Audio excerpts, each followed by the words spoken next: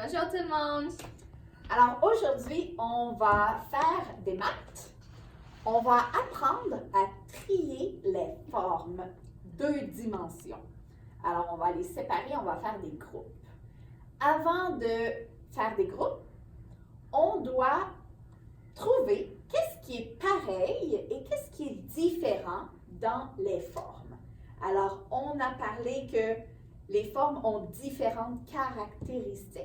Alors aujourd'hui, c'est ça qu'on va utiliser pour trier les formes. Alors, je vais choisir deux formes et Madame Christine a besoin de trouver une chose qui est pareille et une chose qui est différente.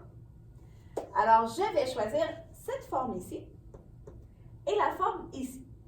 Est-ce que tu peux me dire qu'est-ce qui est pareil, qu'est-ce qui est le même et qu'est-ce qui est différent? Oui, alors je vais utiliser les mots que je connais, qu'on a appris hier. Alors, je peux utiliser les coins, les côtés et les lignes, s'ils sont droits ou courbes, pour m'aider à trouver qu'est-ce qui est pareil et différent. Alors, pour ces deux formes ici, la chose qui est pareille, c'est qu'ils ont tous les deux des lignes droites. Et qu'est-ce qui est différent, c'est que celui-ci a seulement 3 coins, mais celui-là a 4 coins. Ça, c'est une différence. Très bien. On va faire une autre. Alors, je vais choisir celui-là ici et celui-là ici. OK. Celui-là sont très pareils. Ils ont tous les deux 4 coins et 4 côtés. Mais, qu'est-ce qui est différent, c'est que celui-là a 4 côtés qui sont égaux, mais celui-là a 2 côtés qui sont longs et 2 côtés qui sont petits. Très bien. Un dernier, je vais choisir celui-là et celui-là. OK. Les deux sont pareils parce que les deux ont des lignes qui sont courbes.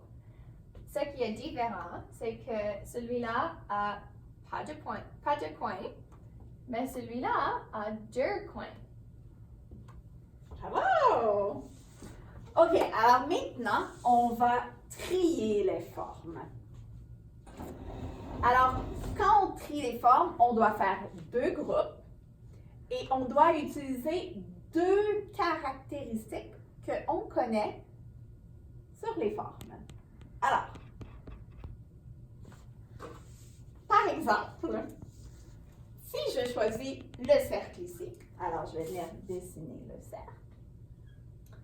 Et je vais choisir celui-là ici. On va aller avec un facile pour commencer. Alors, qu'est-ce qui est pareil pour ces deux formes-ci? Ils ont des lignes courbes. Alors ici, on peut écrire qu'il a des lignes courbes.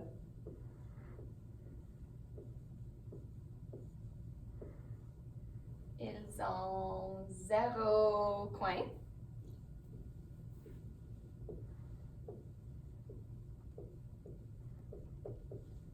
Très bien. Alors, ligne courbe et pas de coin. Alors maintenant, dans notre deuxième groupe, on doit trouver des formes qui sont différentes de celui-là ici. Alors, est-ce que tu peux trouver des formes qui peuvent aller dans l'autre côté de notre tableau? Oui, je pense que je vais choisir celui-là. Et un autre qui pourrait aller là, je pense que ça serait celui-ci.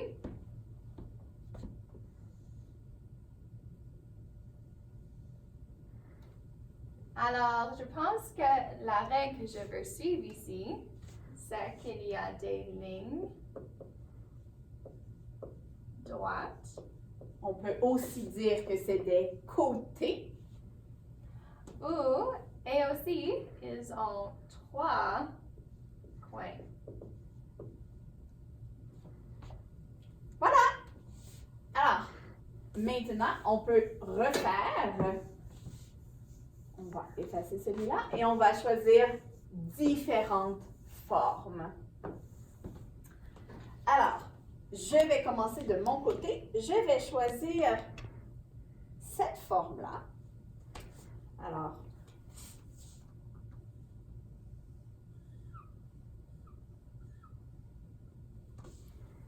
je vais choisir celui-là.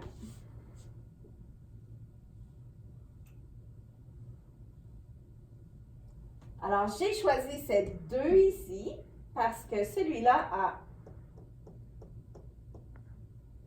beaucoup de côtés et celui-là aussi. Alors, je vais dire qu'il y a plus de 6 côtés.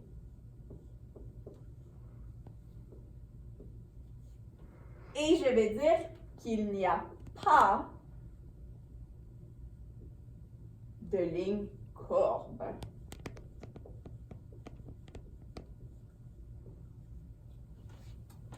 OK. Alors, pour ma règle, je dois choisir quelque chose qui est différent. Alors, je vais choisir... Je vais choisir la lune.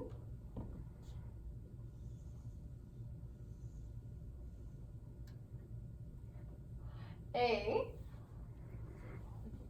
le cercle.